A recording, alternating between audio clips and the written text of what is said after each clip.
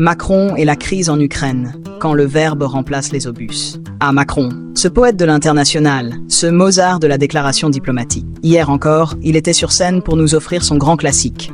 Soutien à l'Ukraine et appel à la paix. Une partition bien huilée, jouée à chaque sommet, chaque micro tendu. Le président nous promet la victoire des Ukrainiens grâce à une brigade française formée et équipée, qui, on l'imagine, débarquera à Kiev avec des PowerPoint et des chèques cadeaux. Une guerre de résistance avec des armes made in France. Au moins, si ça ne marche pas, ça explosera avec style. Mais attention, derrière les grandes envolées lyriques, l'homme reste lucide. Les intentions de Vladimir Poutine sont d'intensifier les combats. Merci Captain Obvious. On n'avait pas remarqué que les missiles russes ne faisaient pas dans l'origami. Mais Macron, lui, veut pousser Poutine à négocier. Oui, négocier. Avec une Russie qui bombarde plus vite qu'elle ne signe des accords, autant demander à un requin de devenir vegan. Et puis, il y a ce moment magique où il évoque les garanties de sécurité. On imagine la scène.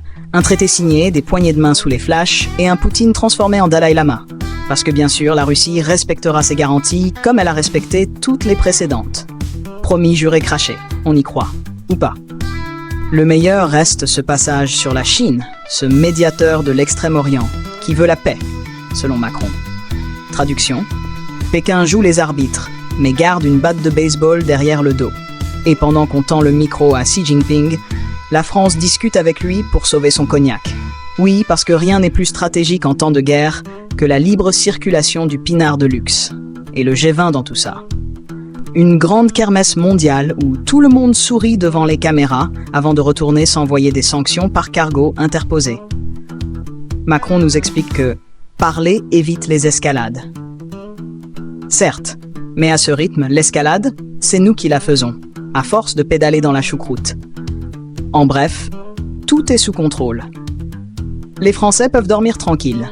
Leurs impôts financent une brigade en Ukraine, les missiles russes s'arrêtent à la frontière polonaise et leur président discute des droits de douane sur les voitures électriques.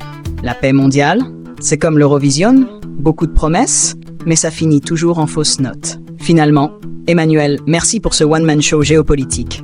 Mais on aimerait bien que la prochaine fois, tu troques les mots contre des résultats. Parce que les Ukrainiens, eux, n'ont pas le luxe de savourer ton discours entre deux frappes de drone.